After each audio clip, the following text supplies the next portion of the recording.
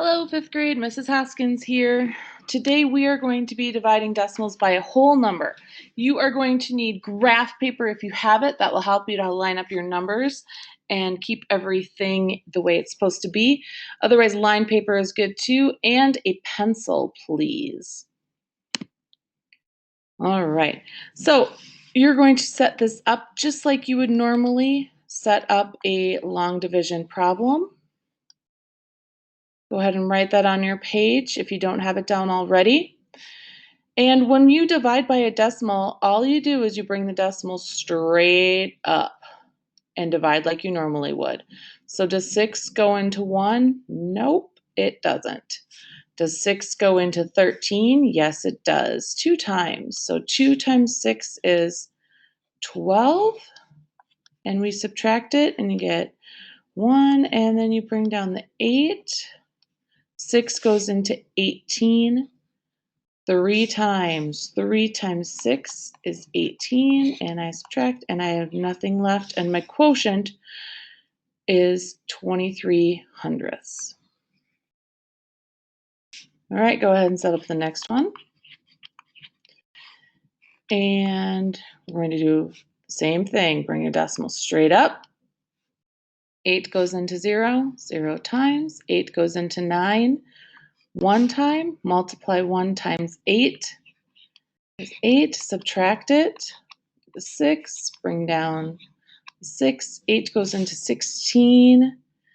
2 times. 2 times 8 is 16. Subtract, and I am done. 12 hundredths is my quotient. Go ahead and solve these next two on your own. And then when you are done solving them, come on back and I am going to walk through them with you. All right, so your decimal point is going to go straight up again. 5 goes into 1 0 times. 5 goes into 17 3 times. 5 times 3 is 15. You subtract and you get 2 left over. Your 5 comes down. 5 goes into 25 5 times. And I'm done. One more. Goes in 0 times. Goes in 1. And 8. So 18 hundredths. Let's look if we have a word problem, what it turns out to be. Charles, Kate, and Kim eat lunch at a restaurant. The bill is $27.12. If they share that bill equally, how much will each person pay? So Charles, Kate, and Kim. So there's 3 people. And we're going to do 27.12 because that's their total. Our decimal point is going to go straight up. We're going to make sure we label it with a $sign. 3 goes into 2, no times. 3 goes into 27, 9 times. 9 times 3 is 27. And I'm bringing down a 1. Now, something a little bit tricky happens here. 3 goes into 1 0 times. So we're going to put that 0 up here because we can't do that. So then we can just bring down our 2. And now we can look at 3 going into 12, which is 4 times. 4 times 3 is 12. And they each pay $9.04 for their lunch. All right, you have the option. Stop the video here or stay on a little bit longer and stretch your thinking. What will you choose today? All right, if you stayed on, welcome. Thanks for staying and thanks for watching the video. I know that doesn't happen every day, so if you are watching, I appreciate it and know that. All right, we're going to set this up the same way we set everything else up before. Our number is just bigger. Not a problem. We can totally handle it. Our decimal point is going to go straight up. 6 goes into 7 1 time. 1 times 6. And subtract it. And then bring it down. 6 goes into 12. 2 times. And bring down our next number. 6 goes into 6 one time. Subtract. Bring down the 5. 6 goes into 5 0 times. So now I can bring down that 4. 6 goes into 54 9 times. 9 times 6 is 54.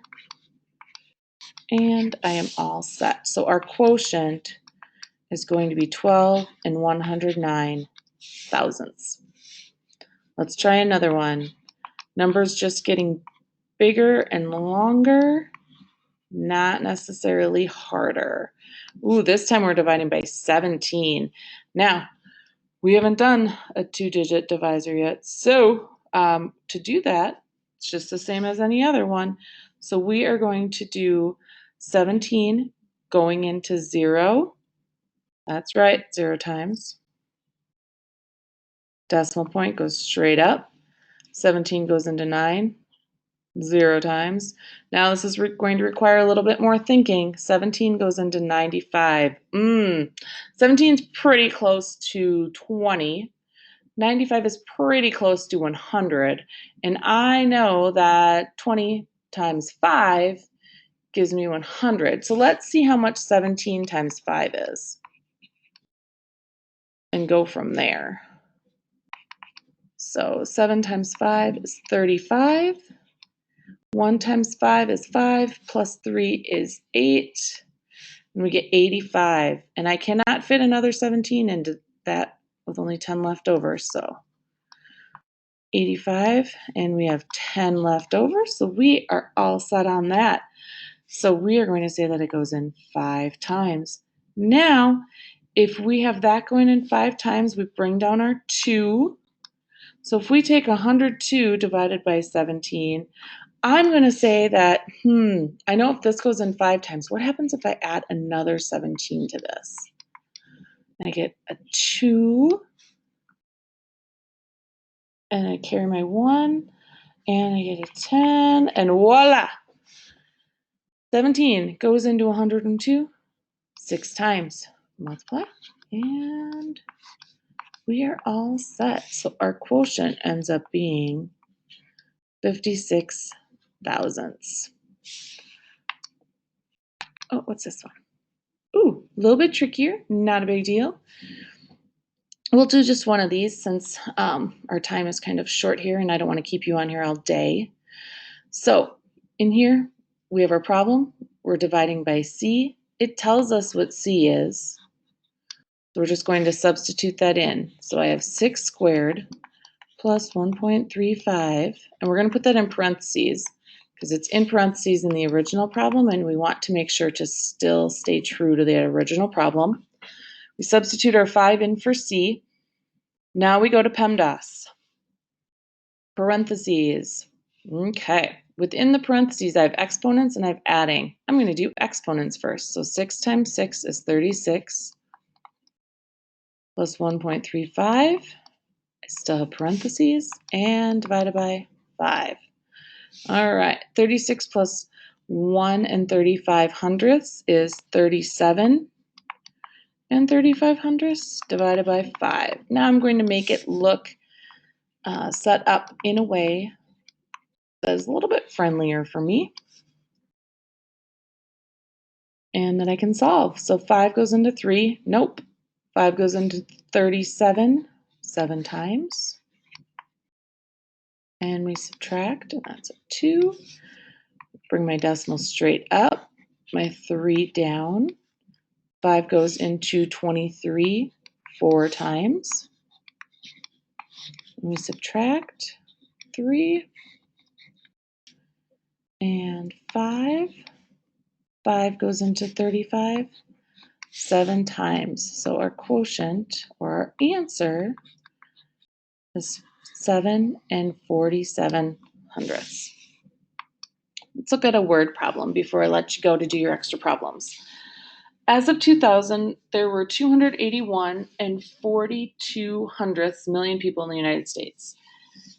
If the same number lived in each of the 50 states, what would have been the population of each state?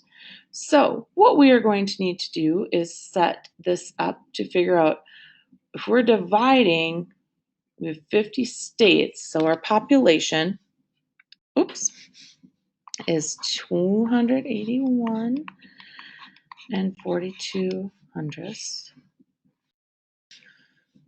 divided by 50.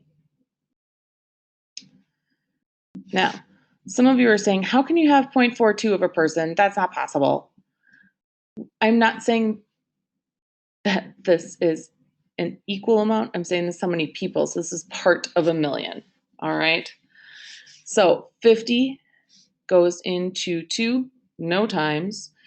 50 goes into 28, no times.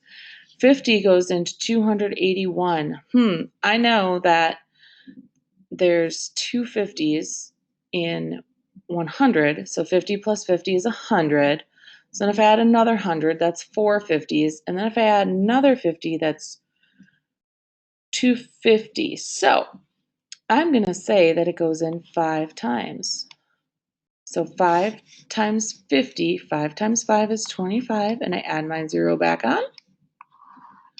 And I have 31 left over. Bring down my 4. Bring up my decimal. 5 goes into 314. Well, I know that if I add 50 onto that, that would be 6 times. 6 times 5 is 30. Add my 0 back on, and I get 14 left over. Bring down my 2. 50 goes into 142. It's only going to fit in there 2 times. 2 times 50 is 100. And I have 42 left over. Now, I cannot have 42 left over because I cannot have a decimal and have a remainder. So what am I going to have to do? I'm going to have to add a 0 because I can't do it. So now 50 goes into 420. 8 times 5, and I'm going to have to come over here. I ran out of space. 8 times 5 is 40. Add my 0. And I subtract, and I get 20. Add another 0 on. 5 goes into 200.